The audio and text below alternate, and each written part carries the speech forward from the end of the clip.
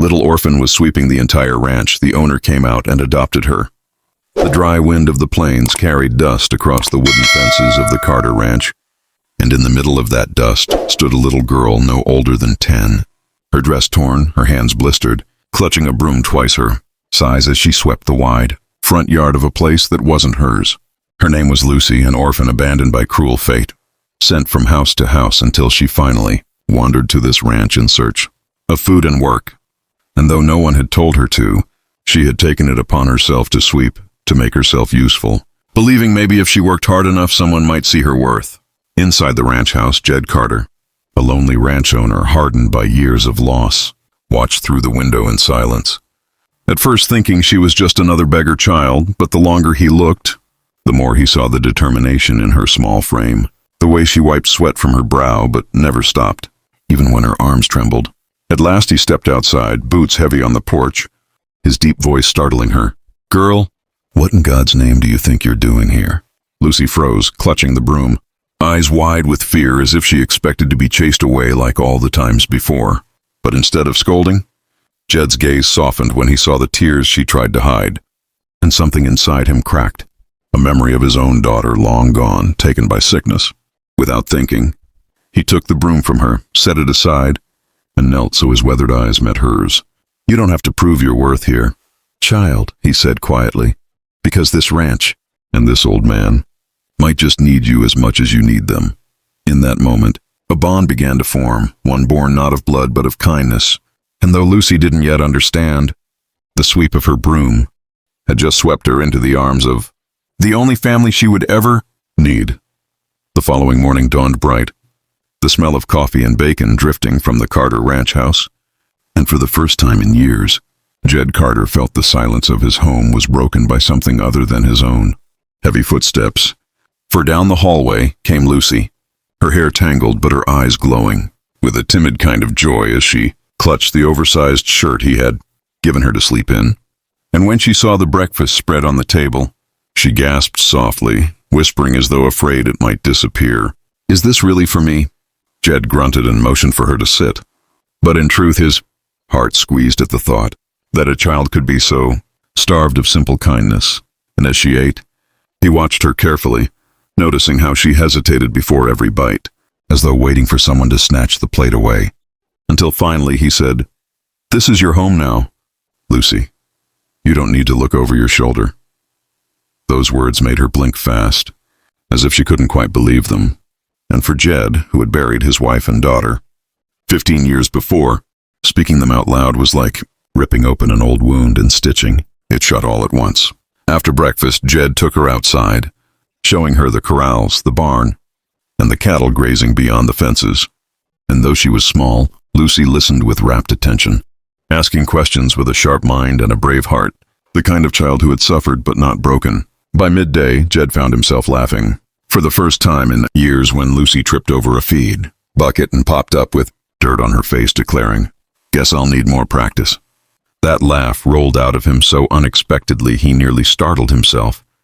But Lucy's answering giggle carried like sunlight across the ranch.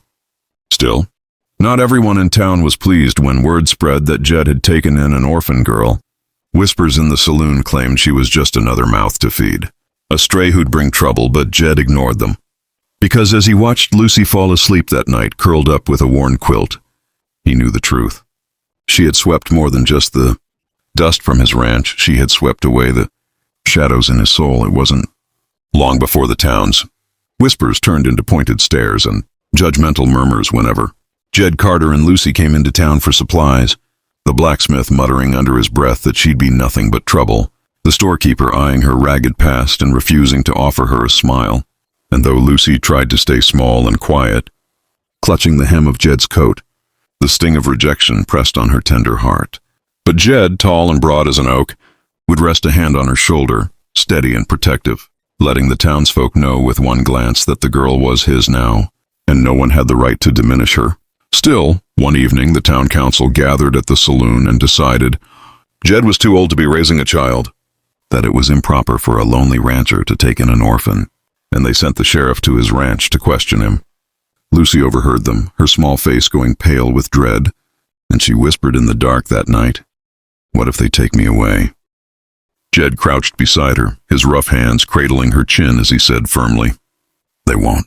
I lost my family once. Lucy, I ain't losing you too."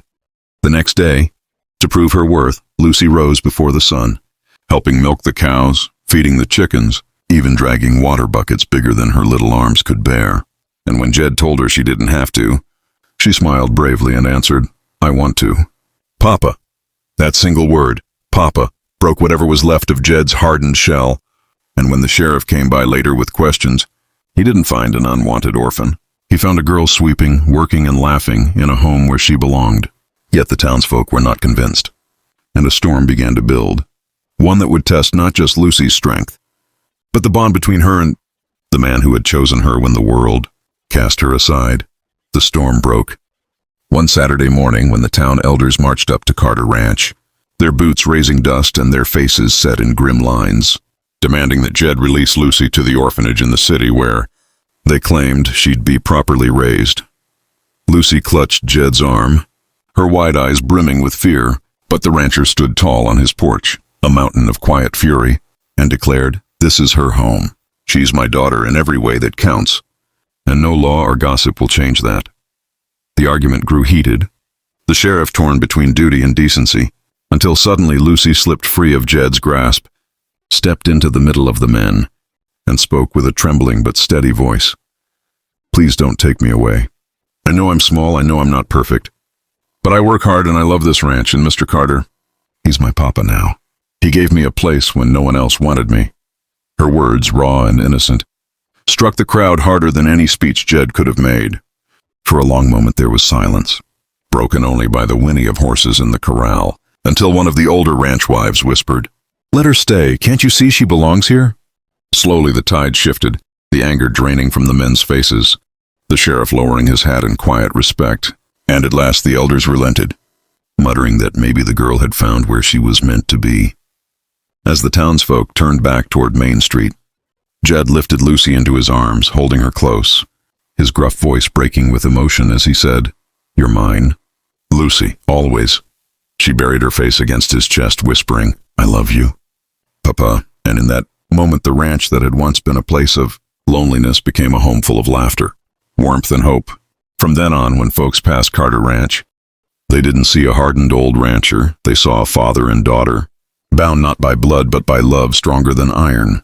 Dear viewers, if this story touched your heart, if you believe in the power of love, family, and second chances, then don't forget to subscribe to our channel. More Wild West stories like this one are coming. Tales of grit, redemption, and love found in the most unexpected places. Saddle up with us, partner, and let's ride into the next unforgettable adventure together.